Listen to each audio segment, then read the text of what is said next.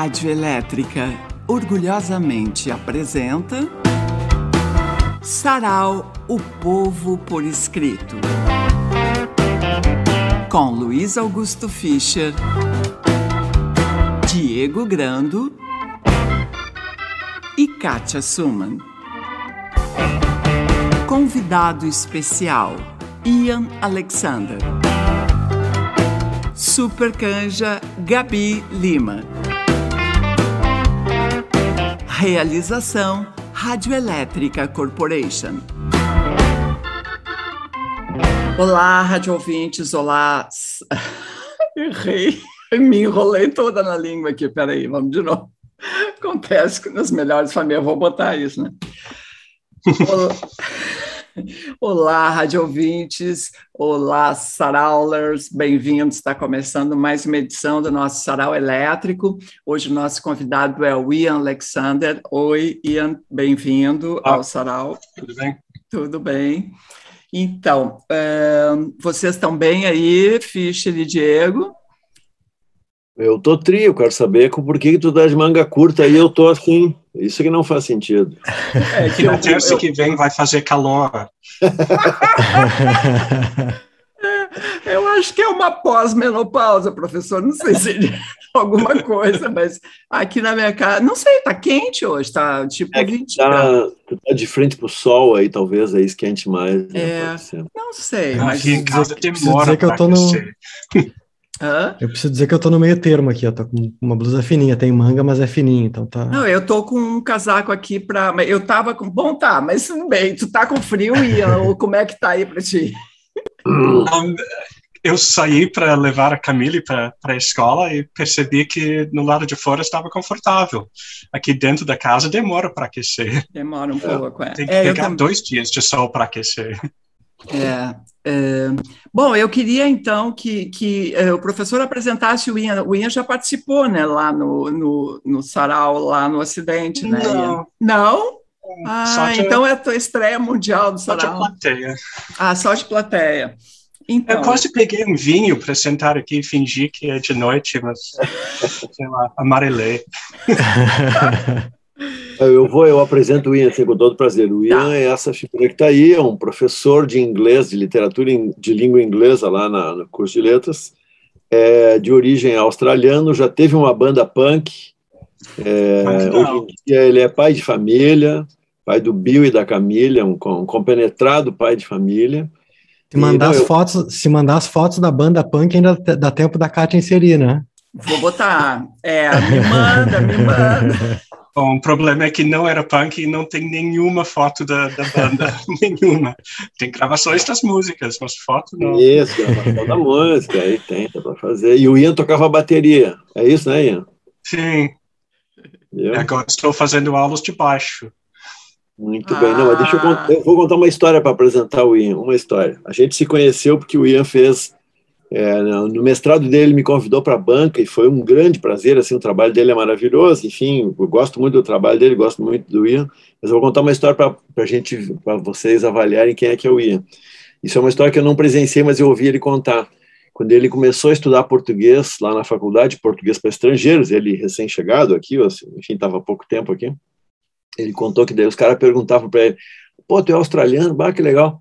E me diz uma coisa, diz o nome de um escritor aí que é representativo da tua língua, da tua cultura. Aí o Ian diz Shakespeare. Aí os caras olham, como assim Shakespeare? Shakespeare era em inglês, né? Daí o Ian diz, sim, mas a Austrália era parte da Inglaterra e tal, do Império Britânico, e blá, blá, blá. E estou contando isso assim, porque essa história é verdade, mas porque essa história é muito representativa do jeito dele de pensar, entendeu? Que é, assim, ao longo do tempo, eu aprendo muito com o Ian, assim, justamente porque esse ponto de vista, tipo assim, a gente participando do seminário junto, aí batendo, não sei o que, discutindo na universidade, daí alguém dizia, o Homero, meu camarada e amigo Homero, dizia assim, não, isso aí porque na Europa não sei o que, daí o Ian dizia assim, não, isso não é na Europa, isso é na França. A gente dizia, puta, é verdade, né, porque isso é a França, né, a gente chamava de Europa e ele dizia, não, porque a Europa eu também sei qual é que é a Inglaterra, né. Enfim, é isso, o Ian tem um trabalho muito legal, enfim, em vários sentidos, mas o primeiro que eu gostaria de apontar é esse negócio de ele tem um ponto de vista muito singular sobre as coisas, que tem a ver com ser australiano, mas tem a ver com um jeito de pensar mesmo, sabe? Assim, que bota completamente fora do horizonte a conversa nacionalista e tal, em favor de pensar isso, nas dinâmicas reais, assim, quem que se relaciona com quem que lê o quê e tal, né? Então é isso, com isso eu espero ter apresentado minimamente este senhor aí de cabelos brancos. Passei a ser senhor no tempo que eu te conheci. Eu não era senhor quando a gente se conheceu, né? É verdade, tu já teve cabelo escuro, é verdade. Bom, sobre esse jeito de pensar, eu acho que eu peguei isso do meu pai, que me ensinou que tem 5 habilidades básicas na linguagem, que são aqueles de ler, escrever, ouvir, falar e fazer trocadilhos. Então, ele me ensinou que quando tem 2 sentidos disponíveis, é para sempre apostar naquele que a pessoa não está intencionando, só para ver o que acontece. É divertido. Muito bom.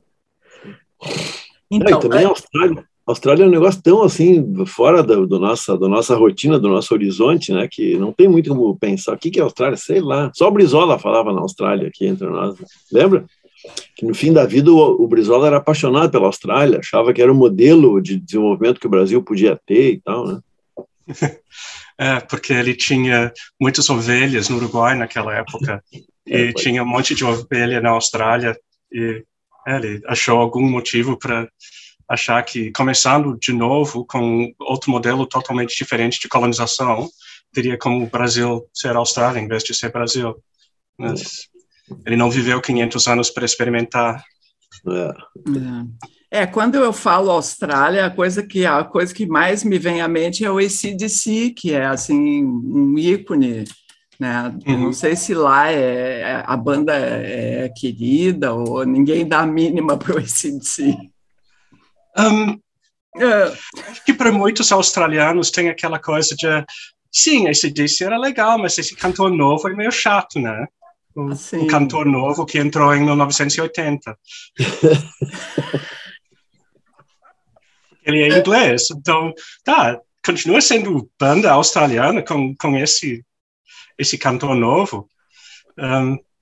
Mas eles serem de Sydney, nenhum deles nasceu na Austrália, eram todos imigrantes, todos nasceram ou na Inglaterra, ou na Escócia, ou na Holanda, e se conheceram num campo de imigrantes no oeste de Sydney. Não tinha coisa nenhuma para fazer. Os australianos por perto não gostavam muito daqueles imigrantes porque todos tinham sotaque esquisito, eram meio metidos porque achavam que vinham do centro do mundo e todo mundo sabia que não. Então eles ficavam, sei lá, tocando juntos e depois eles vêm se tornam super famosos. E, agora, o que a gente faz com isso? Então, tinha um monte de imigração da Europa depois da Segunda Guerra. Eu estou, na verdade, misturando a história da banda de AC/DC e da banda do irmão mais velho de Angus Young, que era The Easy Baits. Mas era basicamente a mesma história, essa coisa de imigrantes inventando uma coisa para encher aquele tédio de morar no bairro de Sydney. Como basicamente quase todas as bandas de rock do mundo nascem para espantar um pouco o tédio, né? Mas, enfim, antes da gente começar as leituras e falar um pouco do livro que o Ian está lançando, queria dar aquele toquezinho, né, habitual. Toda semana a gente solicita aqui a colaboração, quem puder, eu vou deixar aqui o Pix, né, que é o cat@radioelétrica.com, e também temos uma conta do Banco do Brasil, então qualquer colaboração, qualquer valor é bem-vindo. Com isso a gente continua, a gente consegue manter o projeto em pé, pagar a canja, pagar os custos e fica tudo legal. Então, o livro que o Ian está lançando é esse aqui, Harry Lawson, Enquanto a Água Ferve. É uma coletânea de contos, né, que foram traduzidos. É um australiano, século XIX, E então, não sei, eu acho que quem começa, professor? Tu ou eu? Então, vai lá. Pode ser eu, né? Não, de repente eu leio o começo de um conto aqui, não, porque a história é a seguinte, esse cara, o Henry Lawson, aqui é um cara, o termo de comparação nosso aqui, bom, é o Simões Lopes Neto, ele é da mesma geração de Simões Lopes Neto, e o Ian já tinha visto, assim, desde o começo, que tinha muitas semelhanças interessantes para explorar, e esse livro, então, tem 20 contos traduzidos por várias pessoas, alunos do Ian e tal, com supervisão dele, etc., e tem um grande ensaio no fim, que é uma comparação entre o Henry Lawson e o Simões Lopes Neto. Então, esse é muito legal, assim, porque esse troço do deslocamento, assim, de tu olhar para o Simões Lopes Neto a partir do Henry Lawson, que era um homem comum australiano, não era escravo, não era escravizado, era um cara que tinha vindo, né, como imigrante e tal, e de repente começa a aparecer a possibilidade de escrever, porque tinha revistas que circulavam entre os caras como ele, assim, que trabalhavam nas fazendas ou que eram operários, e aí ele vira escritor. É uma coisa que é uma experiência que para nós aqui não existe, né? Quem escreve no Brasil nessa época aqui é gente da elite, basicamente, com raríssimas exceções, e que publica livros, eventualmente publica em jornal, mas também só vai ser lido por gente letrada, que é gente da elite, basicamente, né? Então, enfim, tem milhares de diferenças, depois o Ian pode mencionar, mas tem também esse negócio de botar o homem comum em cena, né? Então eu vou ler o começo de um conto aqui, que é um dos contos adoráveis, tem vários aqui que eu gosto muito, mas cadê o do cachorro aqui? Qual é a parte do cachorro? Acabei de perder o dia aqui. 101. 101. Eu vou ler o começo da história. Então, eu leio o começo, não sei se o Ian quiser, pode seguir lendo depois. Diz assim: Esse Meu Cachorro Aí é o nome do conto. Uma cena australiana. É um conto publicado em 8 de dezembro de 1893. Macquarie, que se diz Macquarie? Macquarie, o tosqueador, o cara que corta a lã das ovelhas, né? O esquilador, como se diz também aqui no interior do Rio Grande do Sul. Macquarie, o tosqueador, tinha sofrido um acidente. Para falar a verdade, ele tinha participado de uma briga de bêbados numa vendinha de beira de estrada, do qual ele tinha escapado com 3 costelas quebradas, a cabeça rachada e vários outros machucados menores. Sally, seu cachorro, também tinha participado da briga e escapou com uma perna quebrada, mas claro que o cachorro não estava bêbado. É legal, né? Porque o jeito do cara de contar é assim, como se estivesse realmente falando para um amigo. Em seguida, Macquarie ajeitou sua trouxa no ombro e cambaleou e se arrastou ao longo dos 15 quilômetros de trilha até o hospital de um povoado sindicalista. A Austrália tem uma tradição de organização sindical de trabalhadores, assim, que é muito forte desde o começo. Só Deus sabe como ele conseguiu. Ele mesmo não sabia direito. O tempo todo, Tally, né, o cachorro, foi mancando atrás dele nas 3 patas. Os médicos examinaram os machucados do homem e ficaram surpresos com a resistência dele. Até mesmo os médicos se surpreendem às vezes, embora nem sempre mostrem que sim.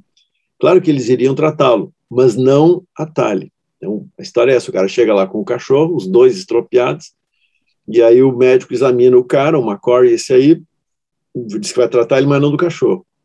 Cachorros não eram permitidos no local. Tu vai ter que tirar esse cachorro daqui, disseram para o tosqueador, que estava sentado na ponta de uma das camas. Macquarie não disse uma palavra. Não podemos permitir cachorros aqui, homem, disse o médico num tom mais alto, pensando que o homem era surdo. Então amarra ele no pátio. Não, ele tem que ir para a rua. Cachorros não são permitidos nas imediações. Macquarie se levantou devagar, com muita dor, abotoou a camisa sobre o peito peludo, pegou o colete e cambaleou até o canto onde estava a trouxa. O que tu vai fazer? Eles perguntaram. Vocês não vão deixar meu cachorro ficar? Não, é contra as regras. Não dá para ter cachorro no hospital. Ele se baixou, levantou a trouxa, mas a dor era muito forte e ele se recostou na parede. Não faça isso, Cruz, exclamou o médico já impaciente. Deve estar louco. Tu sabe que não está em condições de sair. Deixa o enfermeiro lhe ajudar a tirar a roupa. Não, disse o Macquarie. Não, se não querem cuidar do meu cachorro, vocês não vão cuidar de mim. Ele está com a perna quebrada e precisa de trato, tanto quanto eu. Se eu mereço ser tratado, ele também merece. E até mais do que eu.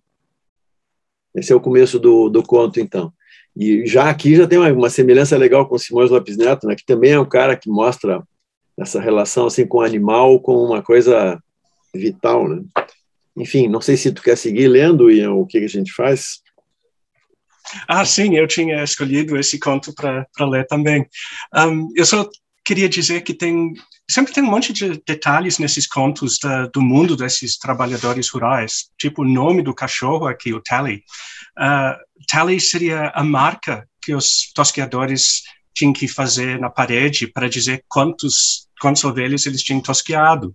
Porque se eles não mantivessem a contagem própria, eles teriam que confiar na honestidade do patrão para pagar eles a quantia certa. E acho que todo mundo sabe que confiar na honestidade do patrão é jogo de trouxa. É roubada. Então, eles tinham que... Não é permitido dizer isso.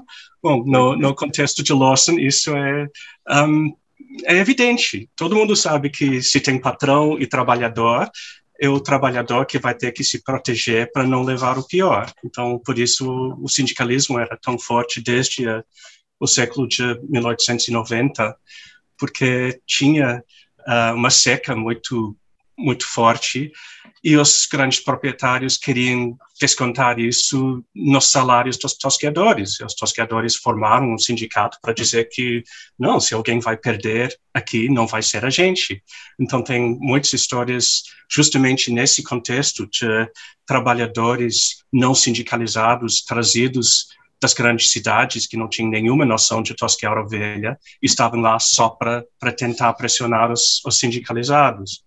Então, o próprio síndico, como o Fish falou, é uma instituição importante na sociedade australiana desde o final do século XIX. E começou no interior, não nas grandes cidades.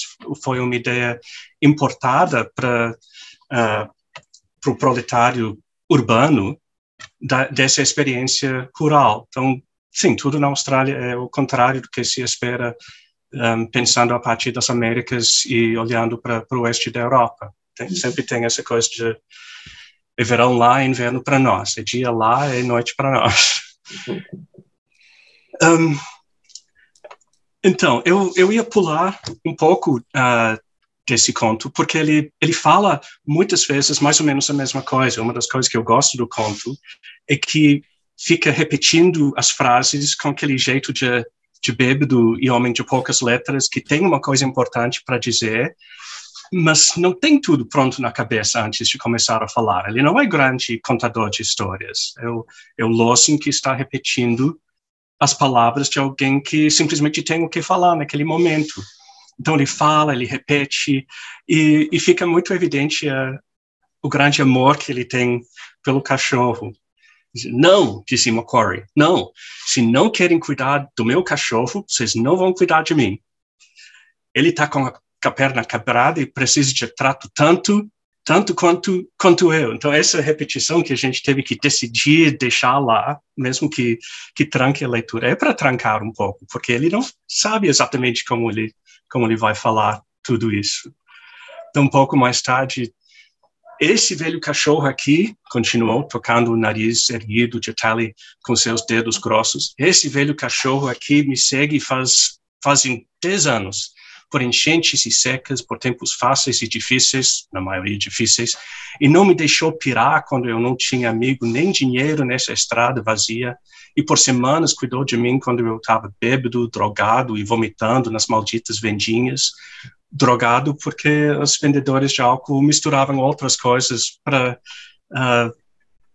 que eram mais baratas e deixavam intoxicados do mesmo jeito, mas eram meio ruins pro fígado e tudo. E salvou minha vida mais de uma vez, e muitas vezes ganhou chutes e xingamentos como agradecimento, e me perdoou por tudo isso, e brigou por mim. Ele era a única coisa viva que ficou contra aquela corja de canalhas quando eles vieram para cima de mim naquela vendinha, e deixou marcas em alguns deles também.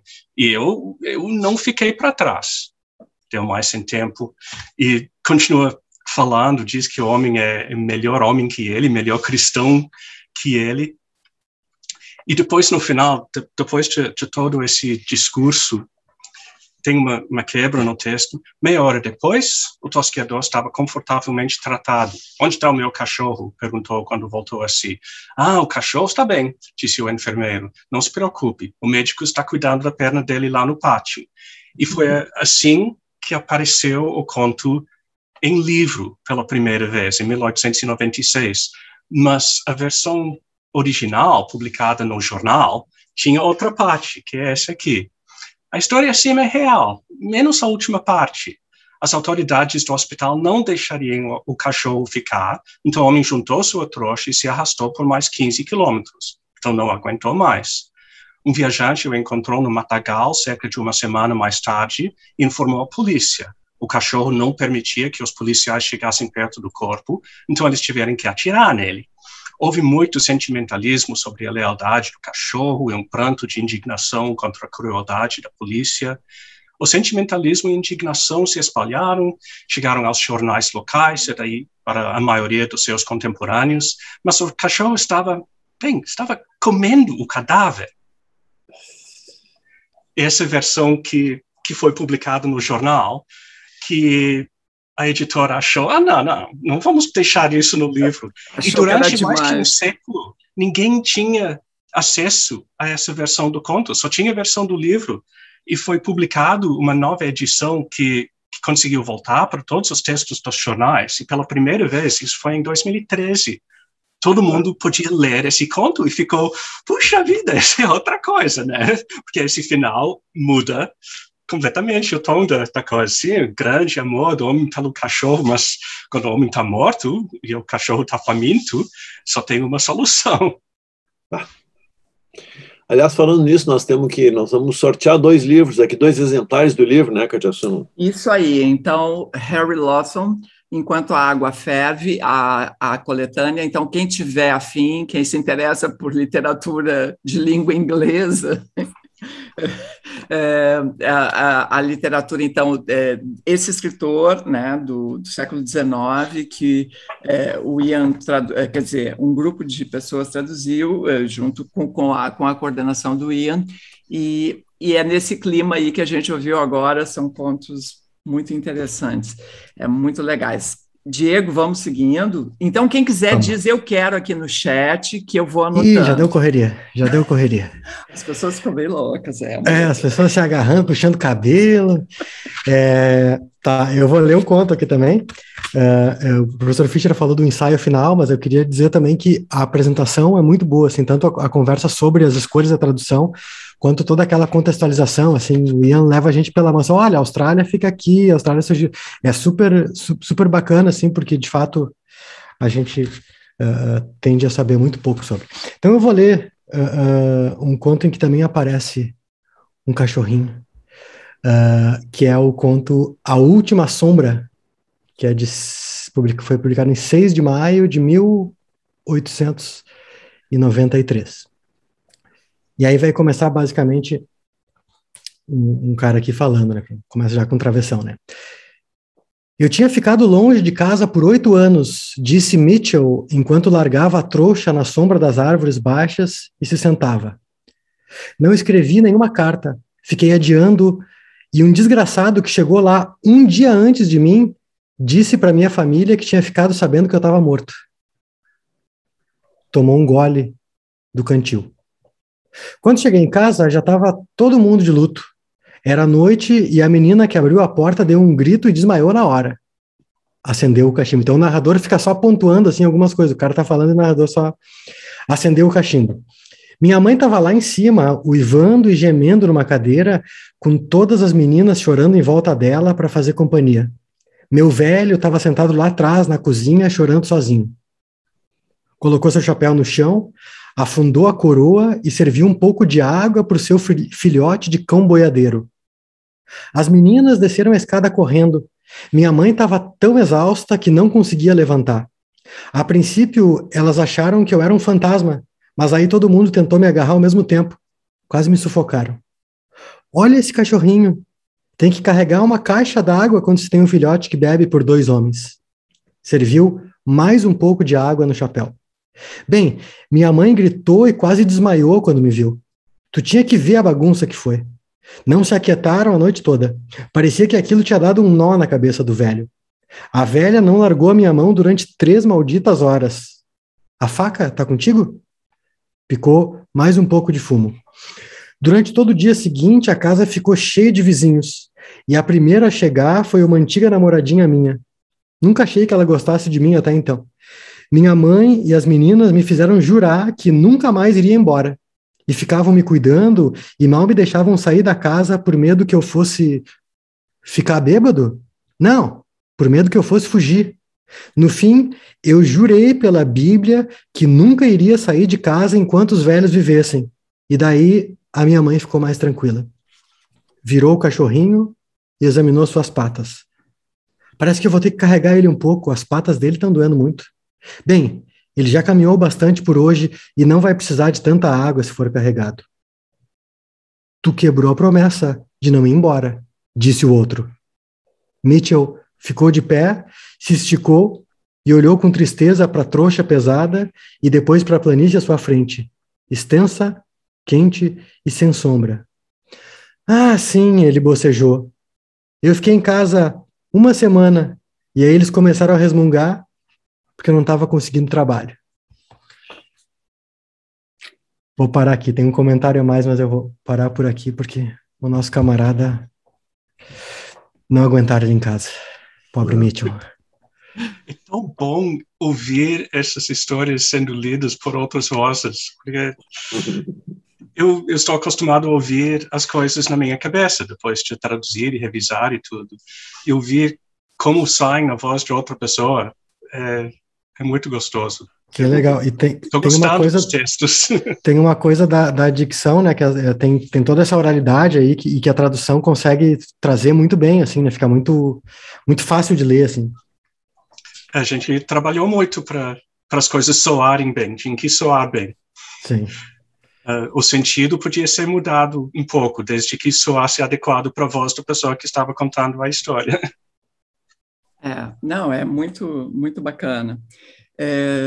Bom, eu vou ler um texto que não é do livro, mas, assim, dentro dessa ideia de que o povo por escrito, a gente tem agora, quer dizer, a realidade lá na Austrália é completamente diferente, né? Como o professor falou ali na apresentação, como o próprio livro menciona aqui, claro, por não haver escravizados, então a educação era meio que era mais era para todos, num certo sentido, né? Então as pessoas tinham condições de escrever e de ler, né? Então era mais possível. Aqui no Brasil é diferente, a gente tem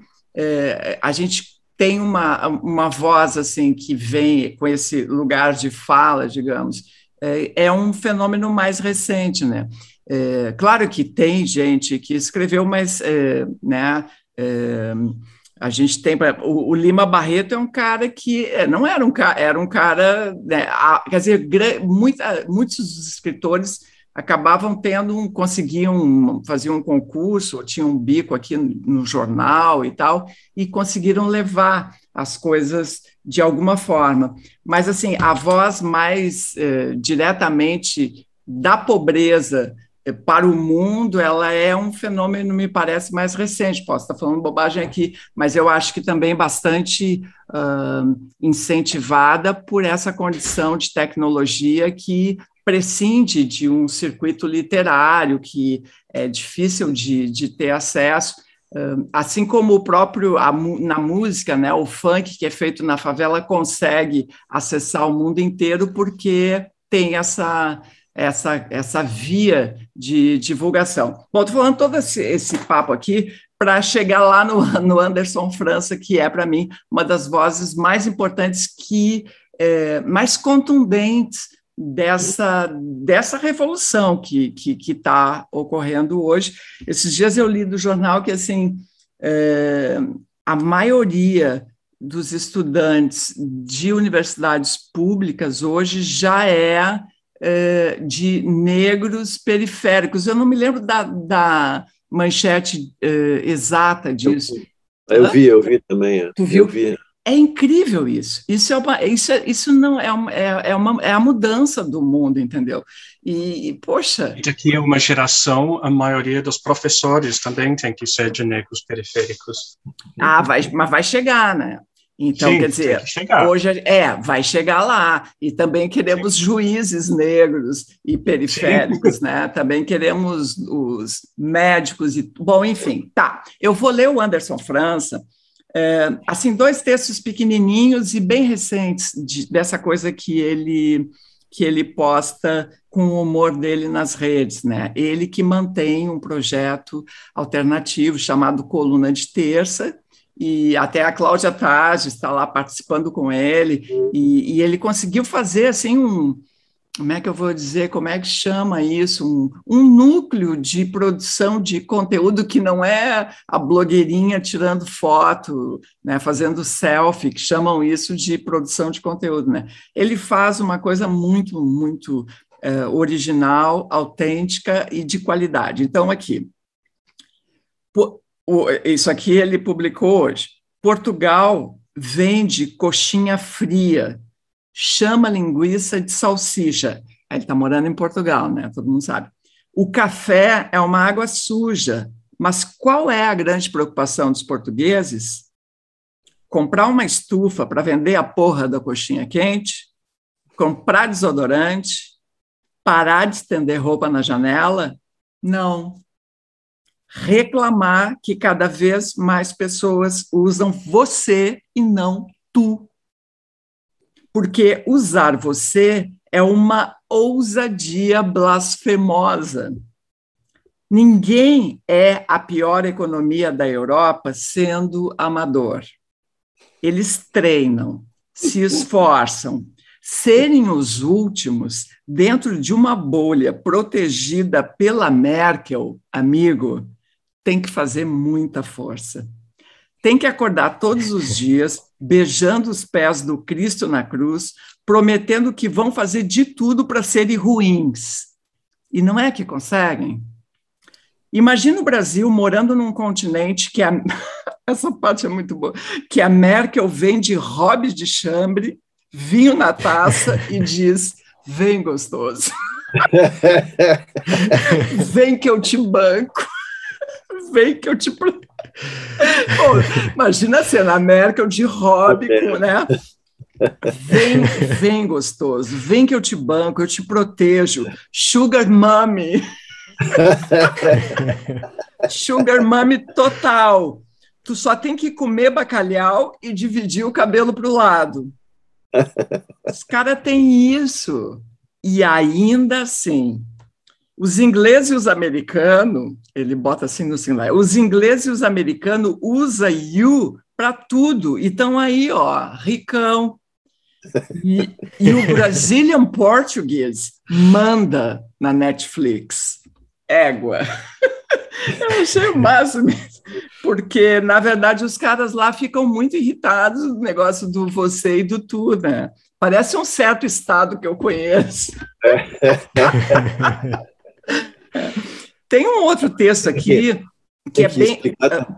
Não, só ia dizer, só para lembrar, se alguém não sabe, né, que ele está lá não por escolha, mas ele está lá porque fugiu daqui, porque estava sendo ameaçado de morte. Ameaçado, né? De morte. E aí ele fugiu para lá e conseguiu agora o status, enfim, de residente e tal. Tá?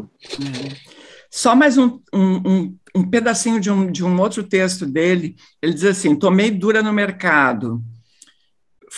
Eu vou cortar um pedaço. Né? Eu fui num supermercado em Lisboa e o segurança, além de me seguir, me chamou na porta do mercado quando eu já estava na porta. E quem já passou por isso sabe. A cena clássica. Ô, amigo, para aí, por favor. O segurança veio apontando para mim a bolsa. Eu tinha acabado de passar pelo caixa, mas o cara, mesmo assim, veio com a mão na minha bolsa. Mandou eu abrir.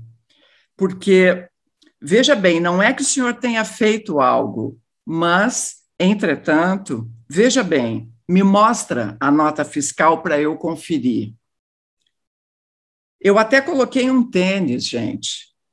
Uma roupa, que ele anda de chinelo, né? Uma roupa combinando, um boné maneiro da New Era, tranquilão, ouvindo Racionais.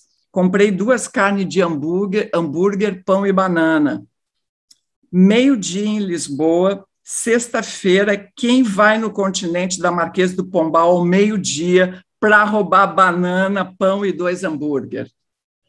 Mas eu fui parado, mas eu já fui parado por segurança aos 13 anos no Carrefour, o famoso Carrefour do Norte Shopping. Eu era moleque, me levaram para uma escadinha, abriram minha mochila, minha bolsa, botaram a mão na minha calça, eu com roupa da escola. Já fui parado na saída da CIA da Tijuca, já fui parado no Sendas do Meyer, no Pão de Açúcar do Leblon. É a vida, né? Casas Bahia do mesmíssimo Norte Shopping também, e no Outback Brasil da Barra. Mas o Outback estava certo, porque eu estava roubando garfo e faca direto lá. Ia com uma amiga que pagava batata para mim, quando a batata custava 20 merréis, e eu roubava as facas, garfo e até vidrinho de pimenta. Se hoje a pimenta do Outback vem em saquinho, agradeça a mim. Eu roubei tanto vidrinho que eles mudaram toda a logística. Porra, não fode, caralho. Mas fora isso, e fora o biscoito recheado que eu roubei nas lojas americanas do Meyer, que depois virou bingo, eu nunca roubei nada. Não tinha como sair das Casas Bahia com uma TV de plasma enfiada no meu cu. Até que ia, se coubesse, eu roubava um sofá de 3 lugares no cu. Mas vocês sabem, em Portugal aquela coisa, brasileiro muito tranquilo, aquela coisa. E eles nem fazem ideia o quanto de passado eu carrego. O maluco veio falar comigo, eu super de boa, disse, se eu abrir essa bolsa, eu vou acionar o mercado. Não, veja só, ninguém está acusando o senhor de nada. Então, meu irmão, se ninguém está me acusando de nada, e neste ponto sou até capaz de concordar com você, eu posso passar por essa porta aqui, certo? Não sem antes eu conferir as suas compras. Amado, adoro que ele veio com essa, assim. Amado, eu acabei de sair do caixa, eu te disse, eu vou mostrar, mas se eu aqui dentro tiver uma nota fiscal e os produtos batendo, eu vou processar o mercado. Pode pegar. Ok, então, tá. Não, pera um pouquinho, eu errei aqui. É meu trabalho é te deixar ciente, esse é o meu trabalho, o segurança disse, ao que o Anderson disse. E o meu trabalho é te deixar ciente de que eu não sou ladrão, eu sou um jornalista, não vim aqui para roubar ninguém. Aliás, quando se fala de roubar, o seu povo, tá, ok, vai, segue a tua vida. Eu, pucto, fui embora. Aí segue a história, mas eu já me estendi. Mas é isso, né? É isso aí. Esse é o Anderson França, grande figura. Tá, professor, vai lá que eu já me estendi. Eu vou ler aqui. Posso contar uma história? Uma vez a gente estava indo do Brasil para a Austrália via Buenos Aires e a gente sempre rouba aqueles pratinhos bonitinhos dos aviões. São coisas de plástico, deve custar 15 centavos. A gente tem vários aqui em casa. E a gente estava limpando com os guardanapos e botando no bolso antes de botar o lixo na sacola. E a gente ouviu uma voz de atrás da gente dizendo brasileiros. Um portenho dizendo, só os brasileiros roubam assim. Eu tive que virar e dizer, eu sou de um país que começou como prisão. Como é que vocês acham que só brasileiros roubam? Reivindicando. Mas tu disse em inglês, só para chatear o cara, não? Não disse. Seria bom poder dizer em castelhano, mas o meu castelhano não serve para isso.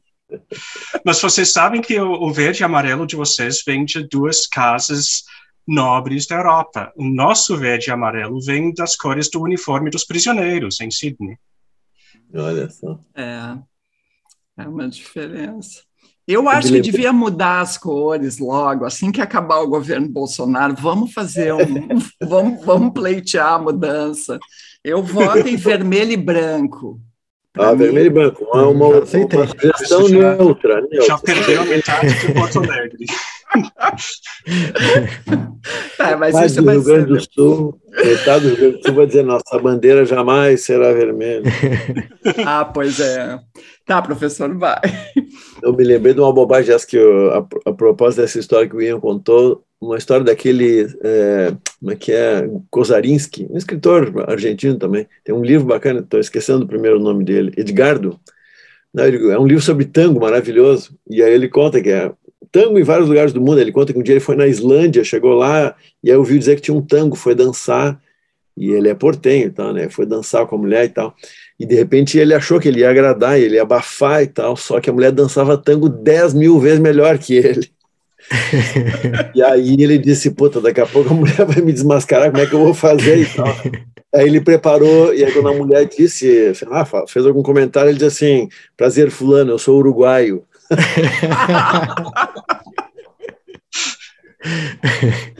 Sacaneou os uruguaios. Deu uma escorregada. Mas ele não disse sou uruguaio do país de Gardel, né? Ele não se levou. Eu vou ler um trecho aqui de uma... Essa história de O Povo por Escrito é um assuntão, assim. Aliás, o Ian e eu já fizemos seminários lá na faculdade sobre isso, porque não é... Em nenhuma língua é simples dar a palavra para o povo iletrado, né? Claro, e quanto menos letrado é o povo, quanto menos escola tem, maior é o abismo entre o registro escrito e a fala, né? Tipo assim, no Machado de Assis tu não encontra pobre falando. O Machado de Assis simplesmente evitou o problema. Então, ele não botava pobre a falar. No máximo, assim, dava uma frase, assim. Aí a mãe fulana falou, Emes e fio, entendeu? Uma coisa bem assim, né? Clichê. E, bom, então, eu estou dizendo isso porque no Brasil essa história de escrever o povo, ou dar a palavra para o povo, como a Kátia disse, hoje em dia está bem diferente, porque gente do povo mesmo está tomando a palavra e escrevendo. Mas aqui tem um exemplo maravilhoso de uma representação ruim da voz do povo, e ao mesmo tempo muito boa. É ruim na forma e na estrutura e na alma, é maravilhosa. É um romance que agora está na ordem do dia, se chama Úrsula, essa aqui eu estou mostrando a edição da Figura de Linguagem, que é uma editora aqui de Porto Alegre. Essa Maria Firmina dos Reis é uma mulher que é filha de uma mulher que era escrava e tinha sido alforriada. E era do Maranhão e tal. Esse livro foi publicado em 1859. Então, imagina, Machado de Assis não começou a publicar quase nada ainda e tal. E essa mulher, a Maria Firmina, por total acaso, conseguiu aprender a ler e escrever e tal, se tornou professora primária, passou a vida dela sendo professora, muito estimada, etc., e publicou esse romance, quando ela tinha, sei lá, não tinha nem 40 anos, né? E é um romance todo torto, assim, ele é cheio de ponta solta e tal, né? É uma história de amor meio, assim, fantasiosa, de um cara que é uma figura meio nobre, assim, o Tancredo com a tal da Úrsula, essa e tal. Bom, só que no meio desse caminho entram escravos em cena. Tem um escravo especificamente, o Túlio, que ajuda o Tancredo na primeira cena do romance, e aí esse Tancredo, que é o cara que tem grana, compra a alforria desse Túlio, que era escravo, né? E aí o Túlio vai se despedir de uma escrava velha que serviu de mãe para ele, que é a mãe Susana. Bom, aí vem a cena, é o capítulo novo, chama A Preta Susana. Então vai o Túlio lá e diz, tô indo embora e tal, porque eu virei um homem livre e tal, né? E aí o narrador diz assim, então, era uma mulher escrava e negra como ele, que serviu de mãe. Pensa que isso aqui, a escravidão nesse momento é legal, ela é lei, entendeu? Tu pode ser dono de pessoas, né? Então, tu passar a palavra para uma escrava que era analfabeta, né, com quase toda certeza, que não tinha direito de cidadania nenhum, né, e que, portanto, não tinha muito direito de figurar na literatura, é uma coisa, enfim, ninguém sabe como fazer, não tem jeito de fazer, né?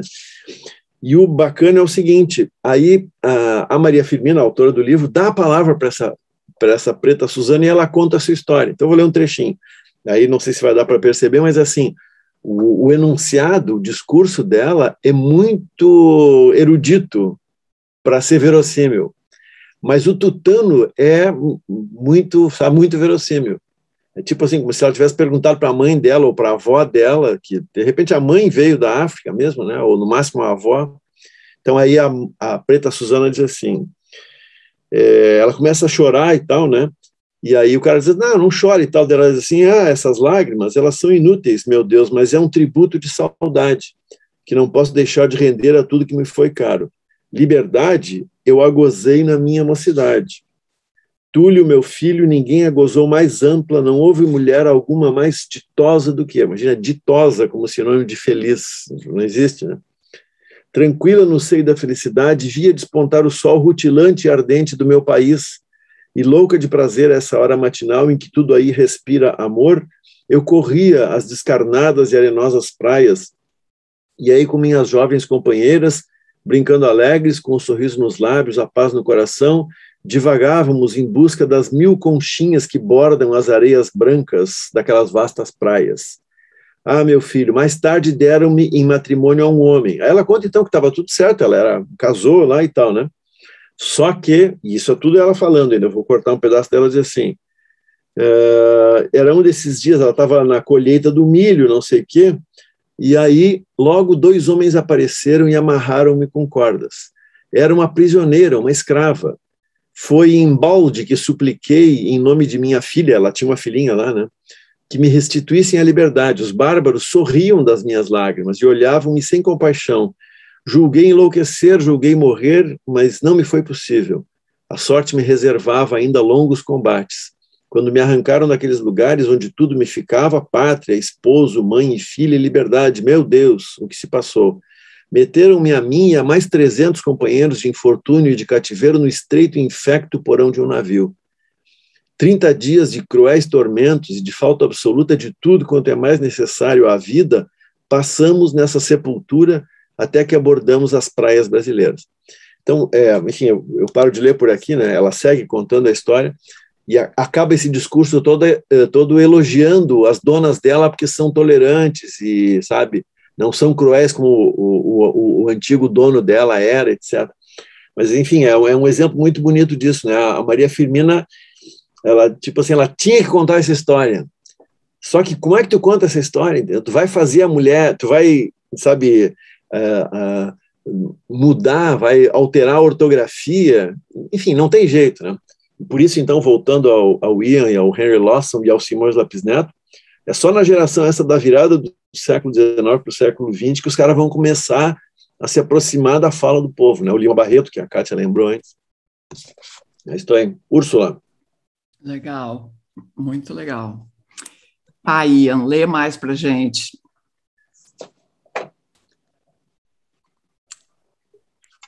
Estou tentando tirar o mudo, consegui.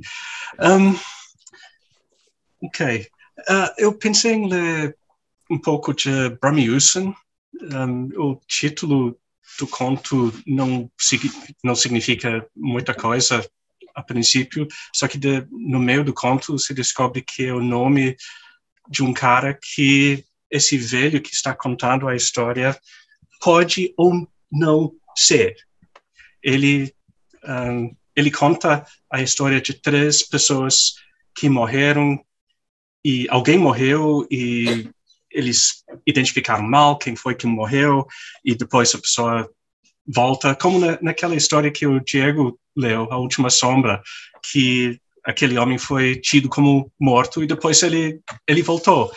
E esse conto trata também desse assunto, só que em vez de ser um homem desse como o Mitchell, naquele que Diego contou, que é mais ou menos jovem na época quando ele está contando. Esse narrador aqui já é velho, então é possível que ele tenha idade para ser um dos últimos ex-prisioneiros.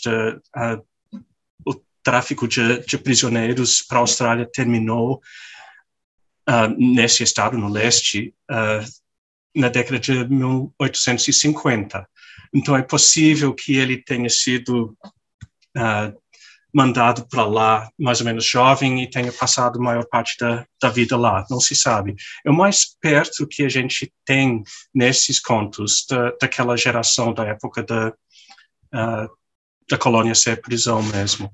Então, aqui temos o primeiro narrador, que é basicamente Henry Lawson, é ele observando coisas, ouvindo pessoas contando histórias e colocando aquelas pessoas para contar a própria história. Então, ele começa 3 linhas e depois é o velho que conta basicamente tudo até o fim.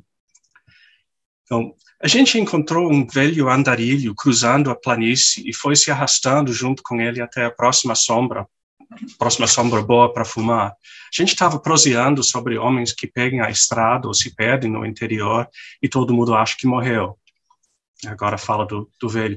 Sim, disse o velho, enquanto largava a trouxa na sombra, se sentava e procurava pelo cachimbo. Aqui no interior não tem quase nenhum homem vivo, ou morto, aliás, que já não morreu alguma vez na vida, ou foi dado como morto, o que parece dar na mesma. No meu tempo, tinha tanto homem vivo aqui fora que era para estar morto, quanto homem morto que era para estar vivo. Só que agora é mais pelo contrário. Mas também, tanto citadino andando por aí, se perdendo nessa terra que eles não conhecem, às vezes morrendo de sede a poucos metros da água. Mas até hoje, sempre que fico sabendo que um velho amigo morreu, nem me abalo, nem boto lenço preto no chapéu, porque sei bem que ele vai aparecer um dia mal de bebida e querer algum dinheiro emprestado. Eu mesmo já morri algumas vezes e depois descobri que meus amigos estavam tão tristes e que no fim das contas eu era tão parceiro quanto eu estava morto que foi uma pena não ter ficado morto. É que eu era um desses caras que os amigos tratam melhor e falam melhor quando estão mortos. Depois ele conta uma história de esse tipo de confusão e depois outra. E além desses, teve o caso do bandido Brummy Usen. Acho que se escrevia, tem como seria a grafia do sobrenome Usen em inglês mesmo, que levou um tiro do senhor S, de E, não coloca o nome inteiro do homem nem do lugar, enquanto tentava assaltar o velho. Tem alguma coisa sobre isso num livro chamado Assalto à Mão Armada, mas eles mudaram todos os nomes. Um dia eu conto tudo sobre como eles desenterraram o corpo para o inquérito e o enterraram de novo. Esse Brummy trabalhava numa serraria, que era do dono de um pub. E o dono e sua filha identificaram o corpo por uma tatuagem no braço direito de uma mulher segurando um galho. Conto tudo sobre isso outra hora. Essa moça lembrava como ela ficava olhando para essa tatuagem de mulher subir e descer no braço do Brummy enquanto ele trabalhava na serraria. Subir e descer, assim, enquanto o Brummy trabalhava. Então o bandido foi à perícia e decidiram que era Brummy Usen, legítima defesa, e enterraram ele de novo com sua poeira e suas manchas de sangue e sua jaqueta de marinheiro. Mas não era ele. Ele depois fica contando como o verdadeiro Brummy voltou e a mulher do dono da serraria reconhece ele, mas não tem mais ninguém que reconhece. Ele insiste que esse é o verdadeiro Brummy, mas ele não consegue o salário que está devendo a ele. E no final ele fica em silêncio e levanta a manga para coçar o braço. E tem uma mulher ali tatuada. Sim, tem uma mulher segurando um galho, que é uma tatuagem meio esquisita. E depois volta para o narrador principal, que diz, não, o viajante ficou fumando, pensativo, daí ele dobrou a manga como quem não quer nada e coçou o braço. E naquele braço a gente viu a tatuagem de uma mulher segurando um galho. A gente se arrastou com ele em direção à estância, pensando bastante e se sentindo pouco confortável. Pensando bem, ele devia ser um baita de um mentiroso. Então, tu tem todas essas histórias, e no final, esse conto tem os dois narradores, principalmente para poder voltar para esse, no final, que é companheiro de viagem do velho, para ele poder mostrar essa desconfiança. Porque em todos os outros contos do mesmo tipo, o narrador que abre a cena é o narrador mais distante, terceira pessoa. Essa vez ele está caminhando junto com o velho, justamente para poder no final dizer, bom, quem sabe se isso é verdade ou não. Que é um truque que eu acho bastante sofisticado para um cara que nasceu, bom, naquela casa que dá para ver na frente do livro. Ele só tinha uns 3 ou 4 anos de escola, ele aprendeu muita coisa só aprendendo mesmo. Uhum. Essa casa. E Muito o legal. livro que o velho fala, Assalto à Mão Armada, não foi traduzido para o português, mas é esse livro aqui, Robbery Under Arms, que não tem nada a ver com a história que ele conta. Ele diz, eles mudaram todos os nomes. Não, eles mudaram tudo. Não tem nada a ver com essa situação. Mas é engraçado que esse velho, caminhando pelo interior à procura ou de trabalho ou de algum tipo de caridade, conhece esse livro australiano. Foi publicado primeiro em folhetim em 1882, depois em livro só na Inglaterra em 1888, e esse conto foi publicado 5 anos depois. Então, pelo menos para Lawson, era plausível esse velho já ter conhecimento desse livro. E esse livro tem uma história interessante. Foi a primeira vez, basicamente, que alguém escrevendo na Austrália tentou usar um narrador falando como o povo da Austrália. O ritmo fica meio... não funciona muito. Parece mais ritmo de livro de aventura. Não combina perfeitamente com a voz, mas a voz em si, quando o cara só fica conversando, é a primeira vez que alguém acertou essa voz.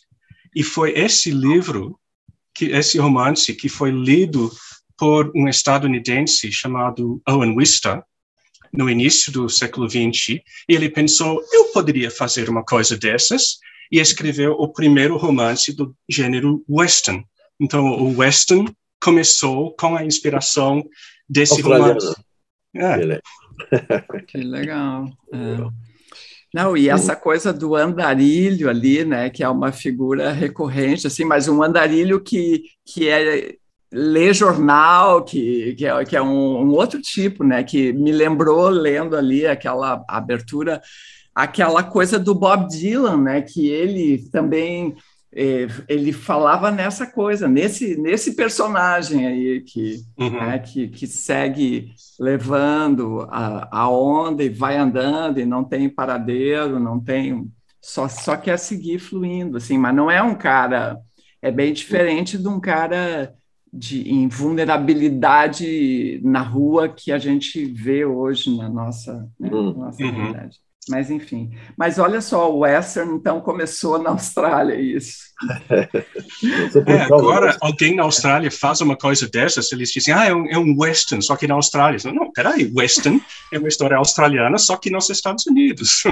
Vamos botar a coisa na ordem certa, né?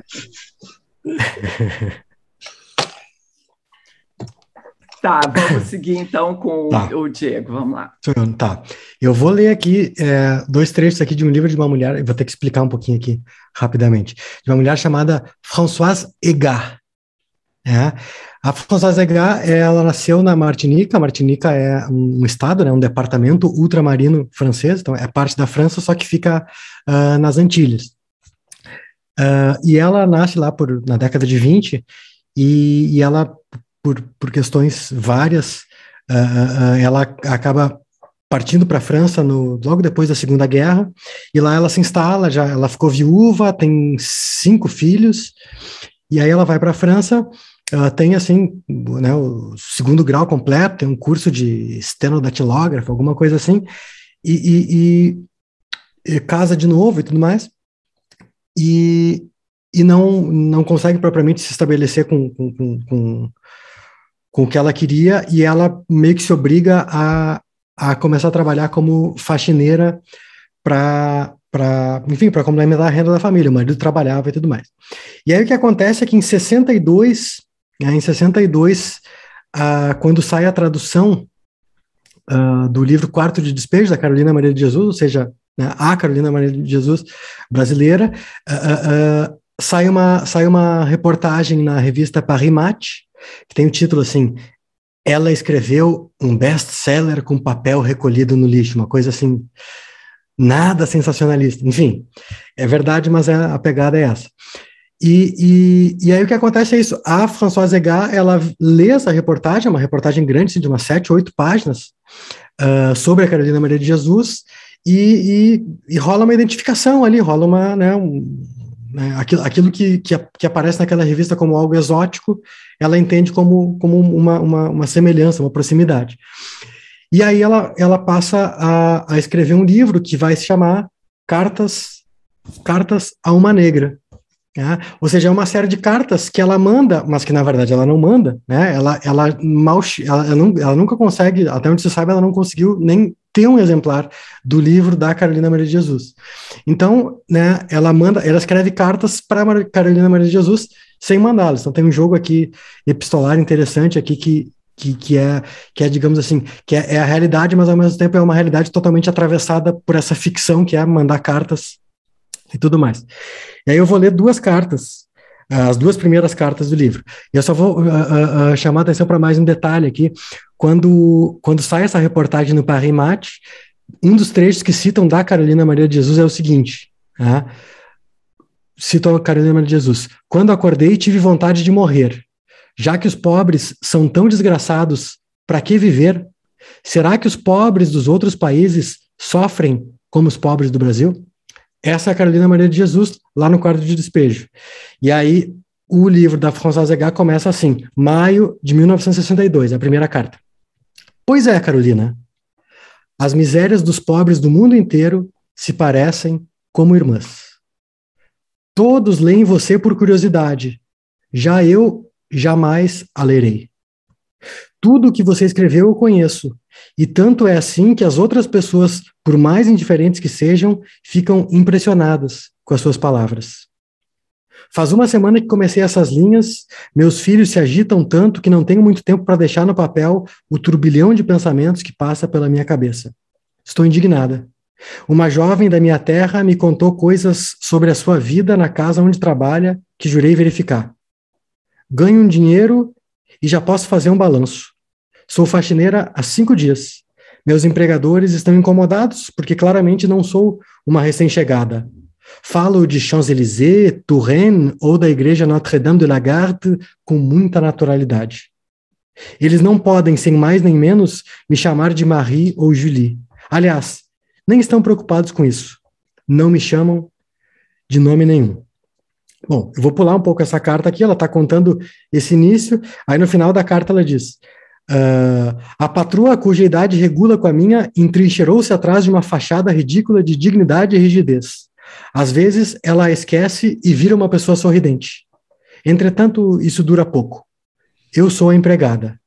A patroa solta depressa um bom dia. Eu, quando chego, digo: o dia está lindo, né?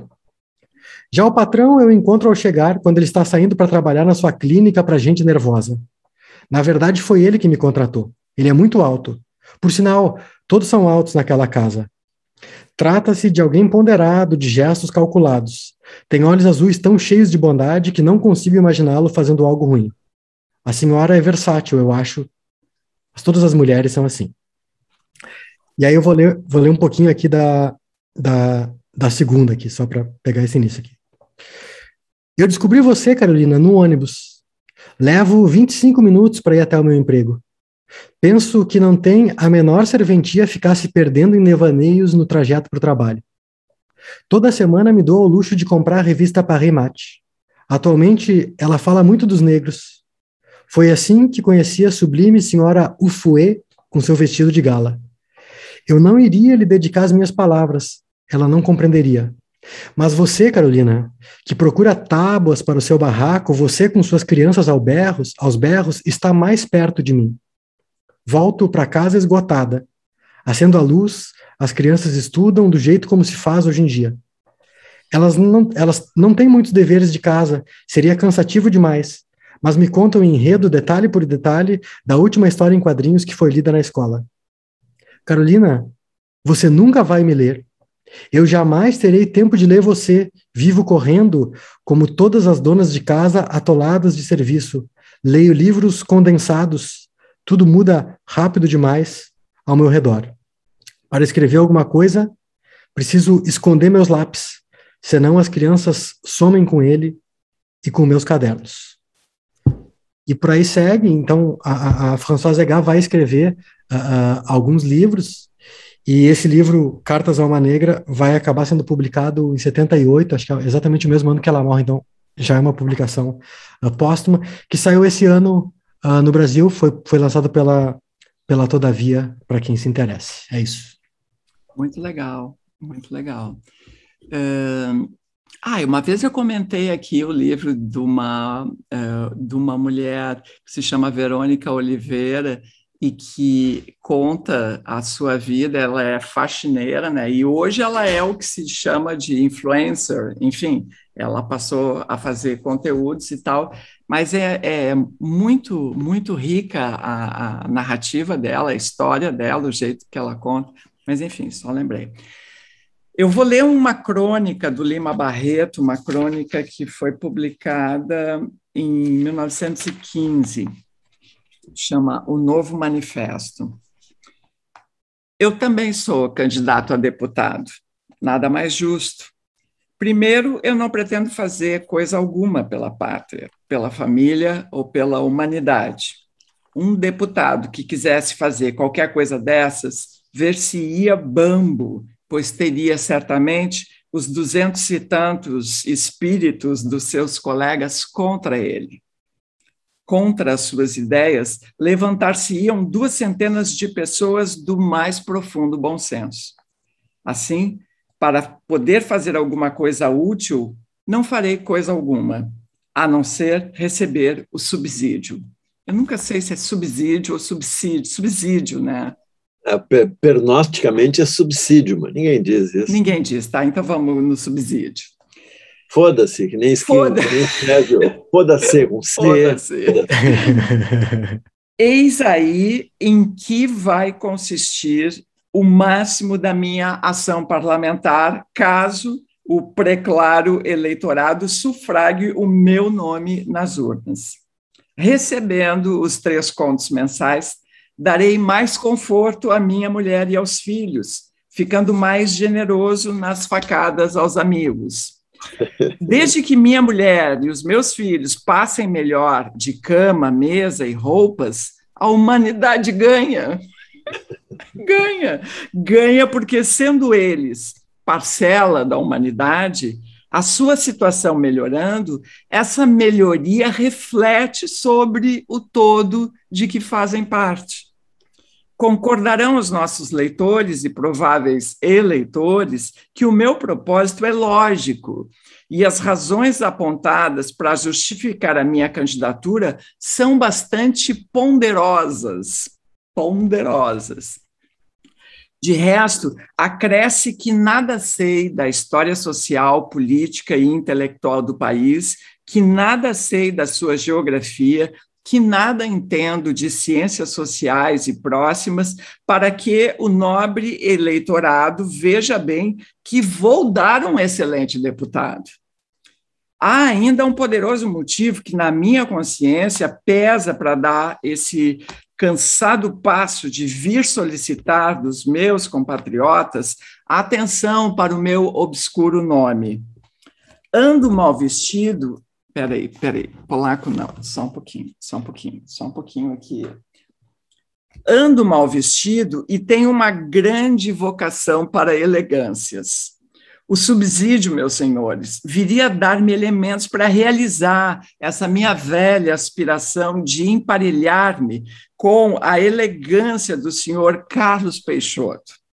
Confesso também que, quando passo pela Rua do Passeio e outras do Catete, alta noite, a minha modesta vagabundagem é atraída por certas casas cheias de luzes, com carros e automóveis à porta, janelas com cortinas ricas, de onde jorram gargalhadas femininas mais ou menos falsas. Detalhe da falsidade das gargalhadas. Um tal espetáculo é por demais tentador para a minha imaginação e eu desejo ser deputado para gozar esse paraíso de Maomé sem passar pela algidez da sepultura.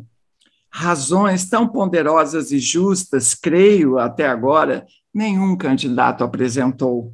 E espero, da clarividência dos homens livres e orientados, o sufrágio do meu humilde nome, para ocupar uma cadeira de deputado por qualquer estado, província ou emirado, porque nesse ponto não faço questão alguma. Às urnas. Aí, então, esse é o Lima Barreto. E é isso, é como a minha campanha para ir a Cuba, entendeu? É assim, eu só quero conhecer o Caribe, gente, né? É assim, é genial, né? Genial. O Tiririca se elegeu assim, né?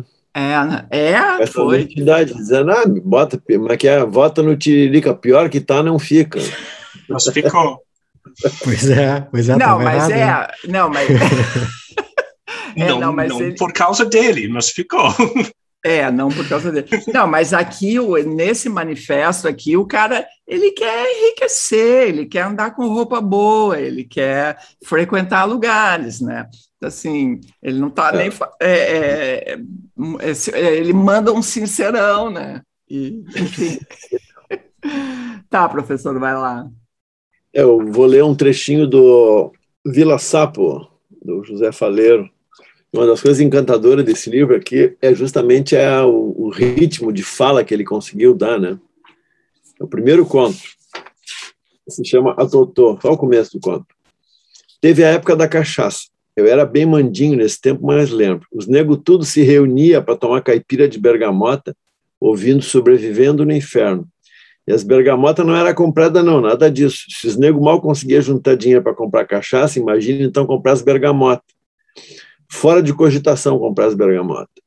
Era tudo roubado lá do Zé do Brejo. E seguinte, naquele tempo só caipira de verdade, não tinha suquinho da Xuxa. Suquinho da Xuxa. Os negros até diziam, a legítima caipira, ou tu cai ou tu pira. Mas caipira era só no meio da gurizadinha mais nova, tudo moleque, 15, 16 anos. Os malandros mais velhos gostavam de tomar cachaça, era purinha mesmo. Deus o livre, os bichos era ruim. Só demônio, só diabão. Desses aí, boa parte está morto hoje em dia. Ou está atirado nos botecos. Virou tudo bêbado, lógico. Tudo tiozinho bêbado hoje em dia. Desses que nem passa na baia quando chega do trampo. Já salta do bonde, já na frente do boteco, e já vai entrando, já vai pedindo uma dose, e já vai empinando. A primeira é talagaça e não tem boi, depois beleza, só bicando na manhosa. Eu tenho pena das mulheres desses caras, na real. Esse cara chega na baia tapado de marimbondo e não lava nem os pés para dormir. Isso quando não bate nas podres das nega véia, Deus que me perdoe.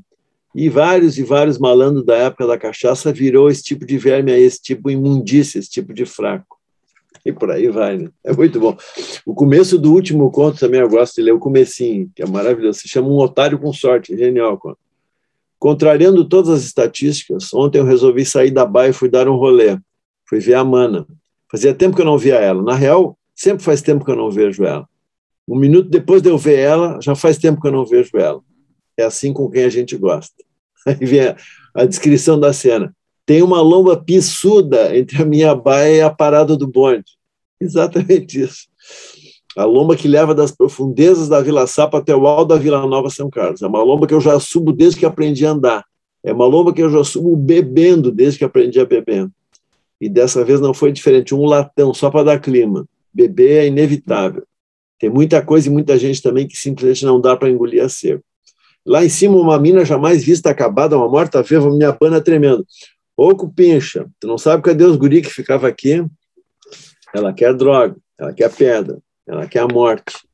Tem um monte de gente querendo a morte hoje em dia, das mais variadas maneiras. A vida está fora de moda. Aí, barará, assim. Eu sou um cara inclinado ao sarcasmo. Eu respondi assim para a mina. Tu já deu um bico ali no salão para ver se eles não estão ali cortando o cabelo? Mas a mina não curte sarcasmo. Ah, se fuder, na real, tu tá até me pegando. E por aí vai. A dicção assim da fala, né? Pô, é isso. Isso é uma conquista, né? Dos tempos modernos. Grande Faleiro. Grande Faleiro. Fico muito feliz com a companhia que vocês estão dando para Henry Lawson, porque, bom, se ele ia gostar nem é questão. Eu estou adorando. Ele tem que aprender a gostar, mas tá maravilhoso. Tá, Ian, vai lá, tua vez. Antes de ler um trecho do conto que foi o primeiro que a gente começou a traduzir, queria só lembrar o conceito que usei no final do ensaio, comparando com Simões Lopes Neto, que nesses contos de Lawson, sim, final do século XIX, mas tem ferrovia, tem correios, tem um monte de coisa que funciona. Tem, inclusive, uma agência federal de empregos para ajudar os desempregados. Não funciona muito bem, mas tem. Tem escola para todos. E um dos motivos para ter todas essas coisas é que naquela época no Brasil, e quando ainda o trabalho braçal no Brasil era feito basicamente tudo por escravizados, quem investia no Brasil, quem tirava lucro de tudo isso, era o Reino Unido, eram os bancos de Londres. Tipo, mais que 80% dos investimentos estrangeiros no Brasil eram de Londres. E partes daqueles lucros foram investidos na infraestrutura na Austrália.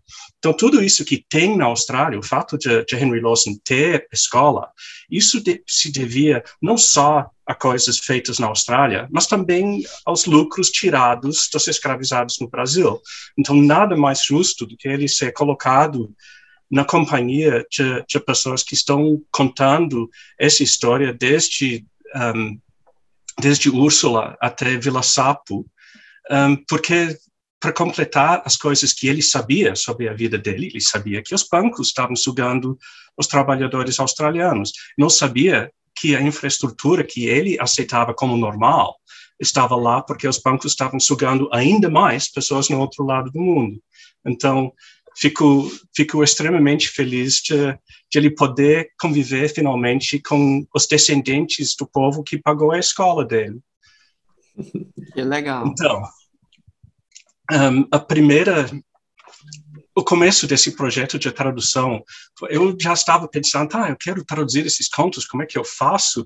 Estava dando disciplina de língua inglesa no URGS, e no final de uma das aulas, uma guria da turma, Stephanie, chegou e disse, tu faz algum tipo de pesquisa, quero trabalhar na tua pesquisa, o que é que tu faz? Que legal, alguém quer trabalhar comigo. E foi ela que começou a traduzir esse primeiro conto, que é O Sindicato em Terra dos Seus, é onde o processo todo começou. Então, queria saudar ela, se ela chegar a ouvir essa gravação, porque, Stephanie, foi contigo que tudo isso começou. Então, muito obrigado por confiar em mim. Uma das coisas engraçadas desse conto é que o narrador vai só narrando a história sem prestar muita atenção no foco, coisa chama a atenção, ele fala. Então, tem coisas que ficam evidentes para o leitor que ele só percebe depois. Logo no início, ele fala, na tarde de domingo, passeando de bote num braço do rio, a gente viu um rapaz a cavalo, levando alguns potros pela margem. Ele disse que o dia estava bom, perguntou se o rio era muito fundo. O engraçadinho do nosso grupo disse que era fundo o suficiente para se afogar. O rapaz riu e seguiu adiante. A gente não prestou muita atenção nele. No dia seguinte, um cortejo fúnebre se reunia numa esquina onde tinha uma estalagem e resolveram entrar para tomar alguma coisa enquanto esperavam a carroça funerária. Eles passaram parte do tempo dançando ao som de um piano no salão e passaram o restante aprontando e brigando. O morto era um trabalhador ligado ao sindicato, de uns 25 anos, que tinha se afogado no dia anterior tentando atravessar um braço do rio Darling com alguns cavalos. Então, o leitor já percebe, é muito óbvio que é o cara que ele estava falando no dia anterior. O narrador não percebe isso, mas por final alguém diz, é o cara de ontem. Sério? Então, dá para saber que todas as informações que a gente pode catar da história não estão lá porque o narrador está colocando pistas, estão lá porque ele percebeu uma coisa e botou lá, mas não entendeu coisa nenhuma. E tem uma história que a gente pode catar desses detalhes, que é bem interessante, porque isso é uma história que provavelmente tem a ver com a grande greve dos tosqueadores no início da década de 1890, quando os governos das províncias que ainda eram colônias britânicas estavam usando as forças armadas para derrotar os grevistas. Então, tinha a possibilidade de partir realmente para a luta armada, e o movimento sindical resolveu que não ia dar certo. Certo seria fundar um partido trabalhista e contestar as eleições. E eles já conseguiram, logo no início, eleger um monte de deputados e participar de coalizações de governo. Mas parece que em quase nenhum desses contos tem homens trabalhadores com cavalos. E, de repente, tem aqui esse jovem que está com um monte de cavalos. Ninguém comenta isso, mas ele está lá. Ele está tentando atravessar o rio nadando com os cavalos, quando já tem ponte naquela época. Então, por que ele está fazendo isso? Ele está ligado ao sindicato, mas ninguém tem muita informação sobre ele. Diz no próximo parágrafo, ele era praticamente um desconhecido na cidade, e o fato dele ter sido do sindicato explicava o funeral. A polícia encontrou alguns papéis do sindicato nas suas coisas e foi até o escritório do Sindicato Geral dos Trabalhadores para pedir informações sobre ele. Foi assim que a gente ficou sabendo. O secretário tinha pouquíssima informação para dar. O morto era católico e a maior parte da cidade não, mas o sindicalismo é mais forte que a crença. O álcool, entretanto, é mais forte que o sindicalismo. E quando o carro funerário chegou, mais de 2/3 das pessoas não estavam em condições de segui-lo, estavam muito bêbados. Então a história já arruma para essa outra coisa. E mais tarde se descobre que ele não tinha nada de fotos, de cartas pessoais, de mechas de cabelo, nada disso na trouxa dele. Então, como é que eles sabiam que ele era católico? A única coisa que ele tinha era essa coisa ligada ao sindicato. E o sindicato, sim, a gente não sabe muita coisa dele, mas é muito provável que ele estava com cavalos roubados, levando os cavalos para o acampamento sindical para usar na luta contra as forças da lei e da ordem que estavam tentando derrotar a greve. Mas o narrador do conto não sabe nada disso, ele não percebe nada disso. No finalíssimo do conto, diz... parece que o nome do morto era Jim, mas não encontraram nem fotos, nem mechas de cabelo, essa coisa que eu já falei. Então o nome dele é James Tyson, que está escrito no caixão, disse o tropeiro ao meu lado, olhando a placa. Como assim? Tu não sabia? Perguntei. Não, mas sabia que ele era do sindicato. Descobriu-se depois que James Tyson não era o nome verdadeiro, era apenas o nome que ele estava usando. De qualquer forma, ele foi enterrado assim e vai contando, mais tarde eu descobri qual era o nome certo dele, mas já esqueci. Acontece que James Tyson era um dos homens mais ricos da colônia, o verdadeiro James Tyson. Então, é um nome que alguém escolheu, eu vou dizer que eu sou James Tyson, é um nome obviamente falso. Esse James Tyson, inclusive, era filho de prisioneiros e chegou a ser um dos proprietários mais ricos da colônia. É possível que os cavalos eram, inclusive, roubados de uma propriedade dele. Mas todas essas informações ficam além do alcance do narrador. Ele não entende de nada disso. Ele está só contando a história de como o sindicalismo é forte. Esses camaradas vão no funeral desse homem só porque ele é do sindicato. É muito cômico e tem essa outra coisa histórica por trás que eu acho bem divertido. Eu só descobri essas coisas fazendo a tradução, porque ler para traduzir é muito diferente de ler para qualquer outra coisa. Tu tem que pensar, mas por que essa informação está aqui? O que é que eu faço com isso? Depois fui juntando as coisas. Olha só, o cara roubou os cavalos, porque ele não foi pela ponte, ele não quis ser visto. Muito divertido. Legal. Muito legal. O sindicalismo é mais forte que a crença, mas o álcool é mais forte que o sindicalismo. Pronto. Então vamos lá, Diego. Eu vou ler aqui um poema que está nesse livro aqui, Flores de Alvenaria, de um cara chamado Sérgio Vaz. O Sérgio Vaz nada mais nada menos que o cara que criou um sarau, que é uma coisa super importante em São Paulo, chamado Sarau da Cooperifa, que reúne uma galera num bar, um bar chamado Bar do Zé Batidão, extremo sul de São Paulo, né, periferia, e esses saraus que acontecem regularmente, atenção, todas as terças-feiras, às 20h30 da noite, desde agora a briga é pesada, hein? Desde 2001.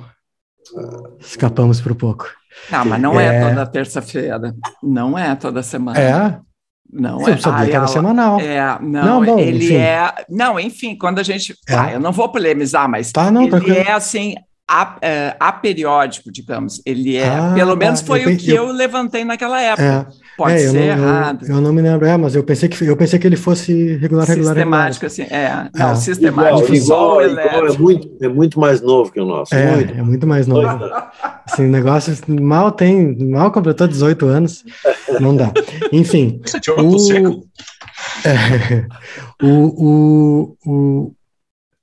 O Sérgio Vaz tem vários livros, né, além de coordenar o sarau, então, que é o sarau de microfone aberto e tudo mais, tem todo, enfim, é muito legal. E eu vou ler o poema que dá título ao livro, Flores de Alvenaria, que diz assim: Dá-me tua mão, amor, a madrugada tem olhos que machucam e as ruas estão cobertas de pequenas estrelas, anunciando que o passado sombrio caminha contra a liberdade do futuro. A neblina tem olhos que delatam, e noites sem pão nem flores querem de novo sentar à nossa mesa, já tão farta de antigas dores. Corpos negros sangram nas calçadas, e enquanto o asfalto trama o fim da paz, o sangue dos famintos escorre surdo no rap triste e nas filas dos hospitais. No calendário, os dias marcham com velhas botinas. É inverno em plena primavera e o outono não tem fim, deixando marcas profundas em nossos corações que sonham ser orquídea com a mesma força do capim. Não te larga de mim, amor, entre cegos e tiranos modernos, entre rosas e espinhos, de mãos dadas tenho força para caminhar. O vento sopra os fantasmas para as praças, o ódio com gás é servido nas mesas dos bares, os lobos clamam a carne da desgraça e sorrir já não é permitido em nossos lares. Chama teu amigo, amor, a irmã do teu irmão, a amiga do teu amigo, dos prédios altos, as flores de alvenaria, chama todo mundo, seja lá quem for. Eles não sabem que de tanto sangrar, nessa pele dura de mãos calejadas, escorre vinho em nossas veias e se servem na taça que a vida está por um triz. Cantemos em nossa festa, bora lutar, bora ser feliz. Esse é o Sérgio Vaz. Muito legal. Muito legal. Tá, eu vou encerrar com um livro que eu fui comprar porque o Diego leu aqui, que é O Mar Lírico. Eu achei muito legal o texto que o Diego leu, Marlon Pires Ramos. E aí eu vi que tinha ali na livraria da Taverna, né? Aí eu cheguei lá e não tinha, tem, mas acabou, e eu descobri. E aí um dos caras lá, um dos donos da livraria falou, mas o autor está ali, né? E aí me mostrou o Marlon, aí a gente conversou, falei que super legal o texto, tarará. Aí me avisaram quando chegou, eu fui lá comprar. É genial mesmo, Mar Lírico, um garotão, nascido em 1992. Eu vou ler na verdade, ele faz aqui uma sequência contando a epopeia do vestibular, né? Porque ele passou em letras na URGS, o livro é de 2018, ou 19, bom, não importa. Então, eu vou ler só assim, que ele faz assim, sábado, a véspera, o primeiro dia, o segundo dia, e vai contando, né, até chegar no resultado. Eu leio o começo e o fim. Então, sábado, 5 de janeiro, véspera. Acordei já pensando no rolê. A terapeuta do meu sentimento, que é a namorada, mandou algumas mensagens. Isso me fez bem, foi tipo acalanto.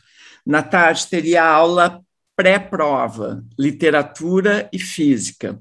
O pessoal do Território Popular mandou bem a full. Curti as aulas, peguei todas as dicas, prestei mais atenção na literatura, óbvio. Depois, peguei chocolate e umas barras de cereal no mercado, me falaram que na hora da prova vai bem, toda ajuda no rolê é bem-vinda. Dei um tempo, fui para o AP do Cleves e do Bruno, dormi lá enquanto rolava o vestibular. Só de não pegar o viamão de manhã cedo, estava muito mais aliviado, tranquilo para a prova, sabe? Os irmãos me apoiaram a full. Antes de deitar, reli força de mensagens mandando vibrações positivas, que eu deveria ficar calmo, tranquilo, respirar fundo, dormir bem, comidas leves e tal, que se caso não rolasse passar, ano que vem tem de novo. O coração sorriu com esse carinho todo. Fico emocionado só de falar. O olho encheu d'água, sabe? Super importante ver essas mensagens, saca? Dá uma motivação foda. Aí ele conta e tal, que no primeiro dia, só vou ler um pedacinho do primeiro dia, desci do bus na frente do Capitólio, a prova seria do Campo Centro, fui caminhando, em cada passo meus passos vêm de longe, pensava em não ficar ansioso, vários tetos. O lugar era ali perto, no prédio da economia da URGS, aquela galera toda esperando, força de gente branca que foi de Uber, usando as camisetas verdes da Fleming, do Fleming, sei lá o que é isso. Procurei, é uma marca, né? É isso. Procurei e vi umas 6, 7 pessoas pretas. Fiquei feliz. Bateu 8 e o pessoal começou a entrar. Estava chegando a hora do rolê. Daí apareceu a Dani. Bom ver um rosto conhecido. Aí ele vai durante todo o percurso vestibular, e aí chega sexta-feira, dia 18, já passou um tempo, é o dia que vai sair o resultado. Acordei todo errado, nem tinha dormido direito, ansiedade batendo a full, só esperando o resultado. Daí a notícia, listão só às 17 da tarde. Bah, mano, difícil aguentar, vou morrer, escrevi no Insta. As horas foram passando, caminhava de um lado para o outro, bem louco, a avó viu e pediu calma. Olhei a nota do Enem, bah, fui mal, nem na redação fui bem, 2 palavras, tudo errado, tudo errado. E eu me batendo todo já, era 16h30, no pátio de casa, olhava o céu, sentia o choro parado na garganta, o coração batia forte, nem imaginava nada certo, já estava me preparando para não ter dado. Deu 17 horas, só coloquei no grupo dos 1000 tons, olha aí porque não tenho condições, daí recebi uma mensagem, alguém vai comer no RU.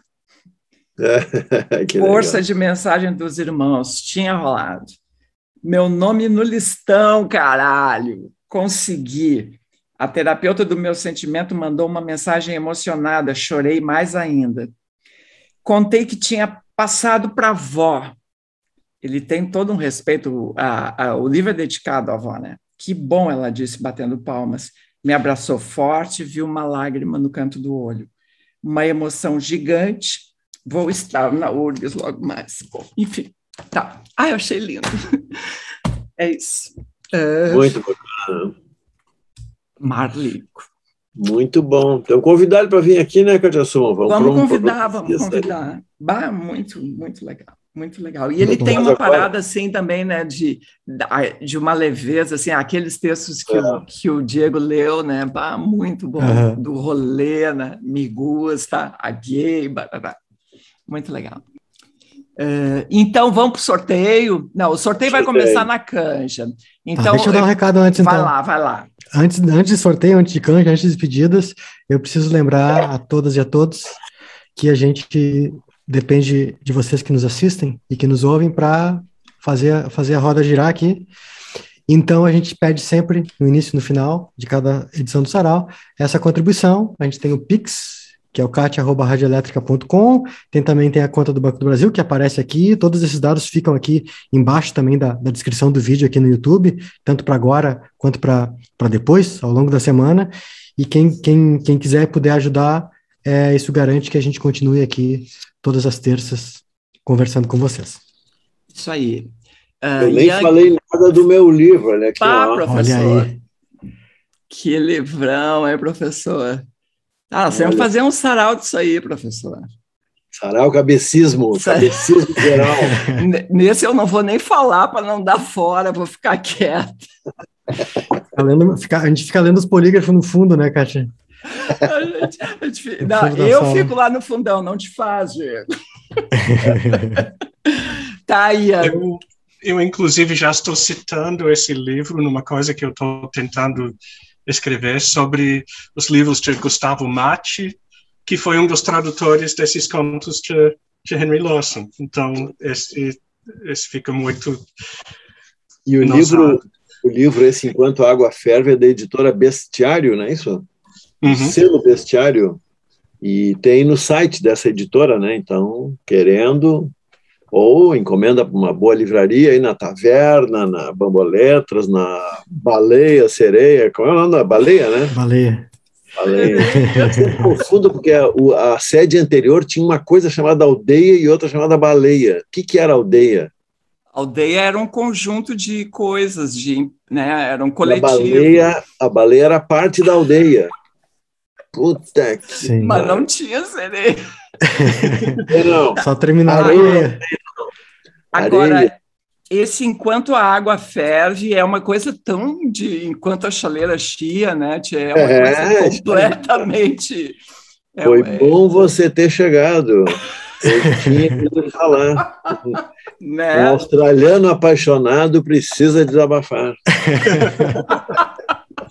A gente não pode falar em chaleira, porque eles não usavam chaleira, eles só tinham uma lata para ferver a água e depois para carregar. A palavra é gauchesca, é cambona. Cambona, aprendi isso semana passada. É uma lata para ferver água, só que ninguém entende. Também não estavam aqui no Rio Grande do Sul, a gente não podia dar tanta essa impressão. Falha deles, se tivessem aqui tinha uma palavra, viu? Tinha palavra, mas não tinha escola, não tinha porra nenhuma, só tinha cambona. Então tá. Bom, Ian, valeu, obrigada. Parabéns pelo projeto, pelo trabalho. A gente vai sortear agora enquanto começar a canja. Alguém quer falar mais alguma coisa? Tem mais? Eu queria dizer obrigado pela oportunidade de botar a Lawson para conversar com todo mundo. Foi para isso. Foi para isso. Obrigado. Legal. Obrigada, nós que agradecemos. A gente tem assim, eu queria uma canja que fosse em inglês, porque sim, porque eu achei que ia ser bacana. E aí eu convidei a Gabi Lima, que é uma compositora, é uma instrumentista, toca todos os instrumentos, canta, faz produção musical, a guria faz tudo, né? E ela tem um trabalho autoral em inglês, porque, bom, o negócio dela é esse, ela está assim, já viveu um tempo fora e quer voltar, porque aqui uma pessoa para trabalhar com música é bem mais complicado, né? Então, eu tenho a satisfação, o prazer de chamar a querida Gabi Lima, que está nesse momento vivendo lá na Praia do Cassino. Ela está aqui, né? Pegando frio ali, e fez então uma gravação para a gente, para essa canja especial hoje, no sarau que foi dedicado ao, como é que é? O povo escrito, é isso? Povo por escrito. Por escrito, o polvo. Agora eu pirei a sereia, o polvo, tá? Não, nada a ver, tá? Galera, vou sortear aqui, vocês ficam com a Gabi Lima, valeu, muito obrigado. Valeu, tchau. Abraço. Boa noite, Sarau Elétrico, eu sou a Gabi Lima, essa aqui é a Cusca, a gente está aqui na nossa casa no Laranjal, na Praia do Laranjal, com a lareira acesa, né, Cusca? Nesse frio de renga Cusca, vamos tocar 3 músicas para vocês. Eu vou tocar uma música própria, vou tocar uma cover da Phoebe Bridgers e eu começo com uma cover da Tanya Donnelly, inspirada inclusive nos atletas aí brasileiros que competiram nas Olimpíadas de Tóquio. A Cusca trouxe o amiguinho aqui para mostrar para vocês. Inspirada nos atletas que competiram em Tóquio e treinaram sem o devido apoio financeiro, né, com recursos mais escassos do que comparado com outros atletas, num país onde a gente não tem Ministério da Cultura. A gente não tem Ministério da Cultura, Cusca. Não é para ficar feliz. Eu vou tocar o que? Nesse violão, a primeira música, um violão de 4 cordas que me foi deixado por alguém aqui. Vou tentar fazer para vocês a música, um violão de 4 cordas, fazendo o melhor que posso com o que tenho, adaptando. Vamos lá, então.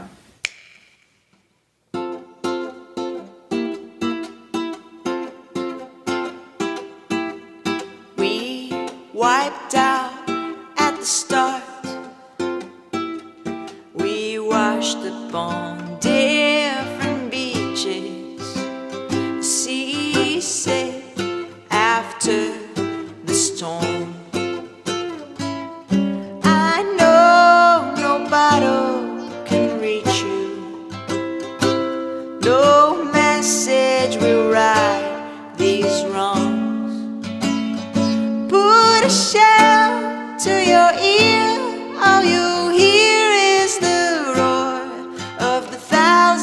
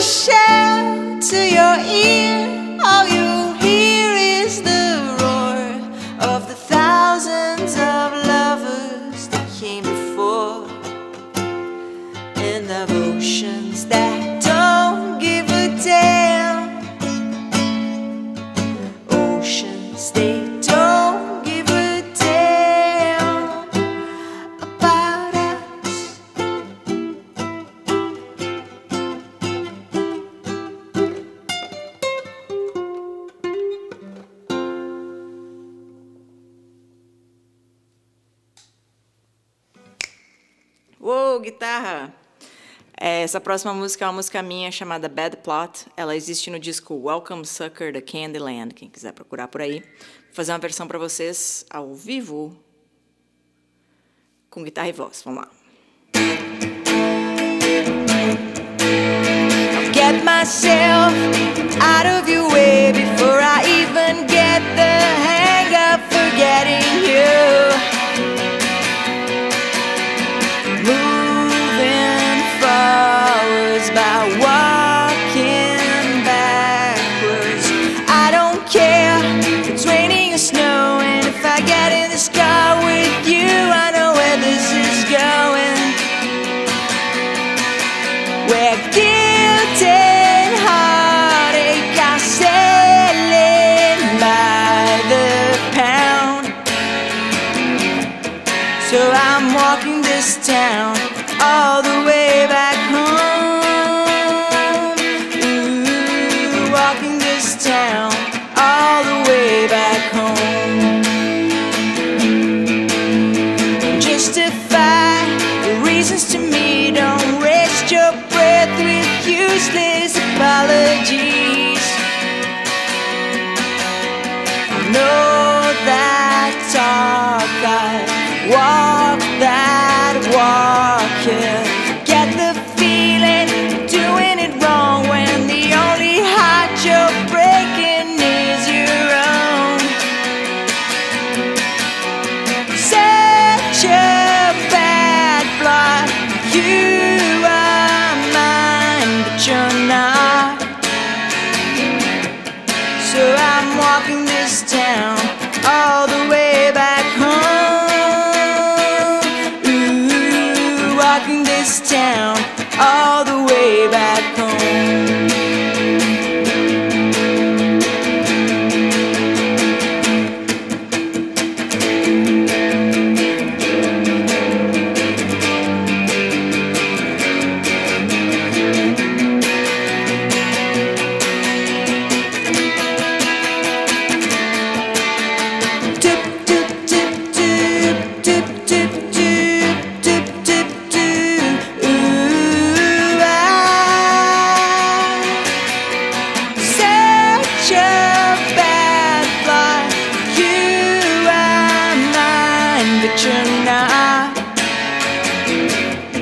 So I'm walking this town all the way back home. Ooh, walking this town all the way back home. Yeah, yeah, yeah, I'm walking this town all the way back home.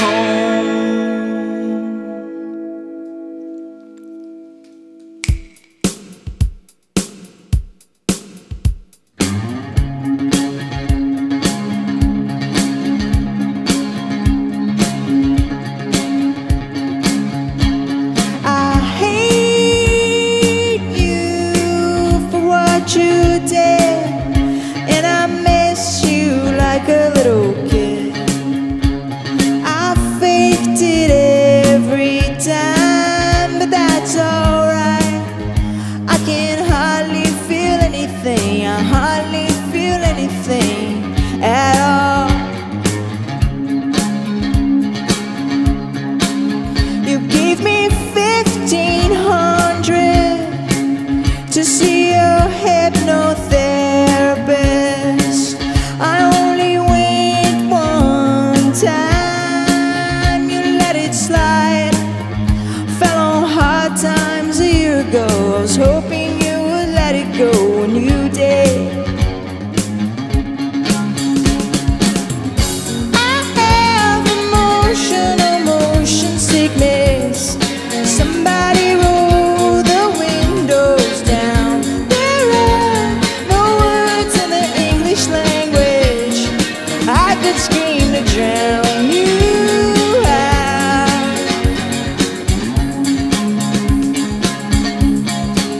I'm on the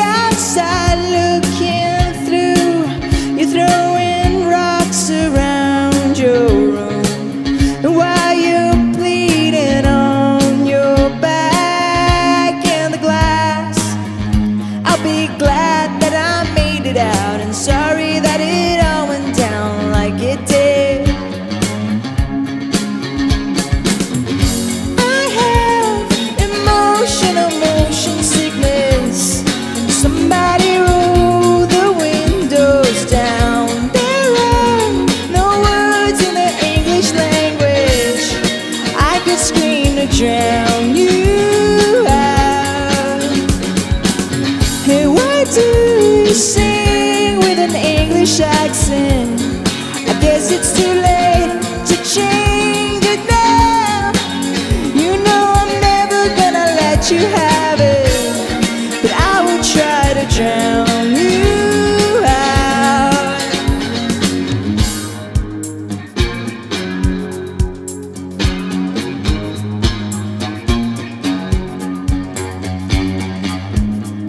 You said when you met me, you were bored. You said when you met me, you were bored, and you were in a band when I was born. I have emotional motion sickness. I try to stay clean and live without, and I wanna know what would happen if I surrender to the sound. Surrender to the sound.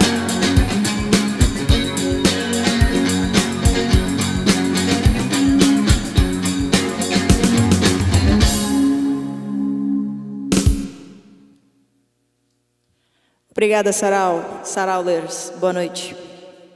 Voltem sempre.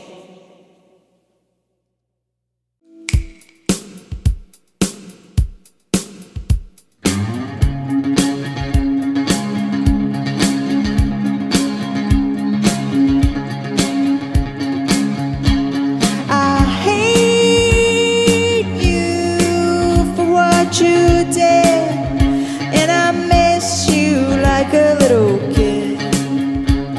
I faked it every time, but that's alright.